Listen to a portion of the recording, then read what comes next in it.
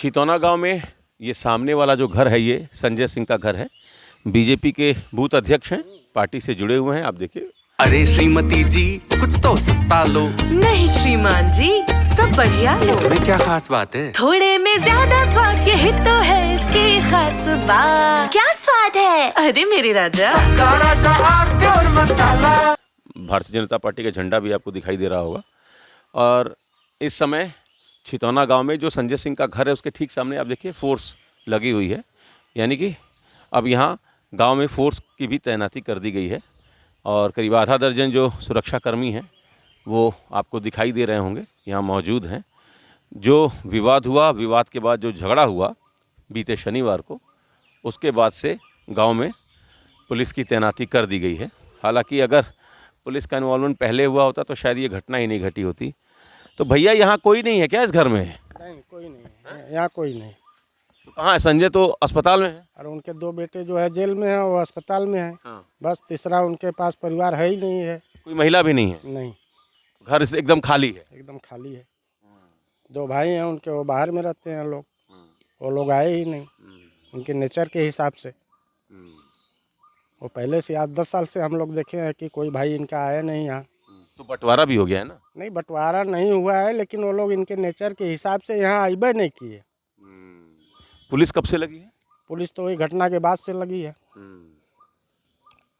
और ये विवाद पहले से ही होता रहा? ये विवाद पहले से होता रहा, पास पड़ोस में होता रहा। जो लोग हैं इधर सबसे ये लोग करते थे, हमेशा ये करते थे। जो है सत्ता का नशा था कि हम शासन में हैं, जो है कि बीजेपी हमारी जो है कि है। इधर यादव परिवार है दो, इनसे भी बार बार झगड़ा होता था, कर रहे थे। अब वहाँ कोई विवाद नहीं था बहुत ज़्यादा। वहाँ एक बांस के पेड़ का विवाद था, चकबंदी में बांस इनके में आ गया तो ये कटवा दिए बांस को, फूंक दिए उसको। बाद में कह रहे थे कि नहीं तुम बांस खनवाओ। वो लड़का कह रहा था कि नहीं, जब बांस कटवा दिए बेच दिए उसको तो आप खनवा लो उसको। तो ये कह रहे थे नहीं खनवाओ। बस यही विवाद का जड़ था, जो है बांस का पेड़।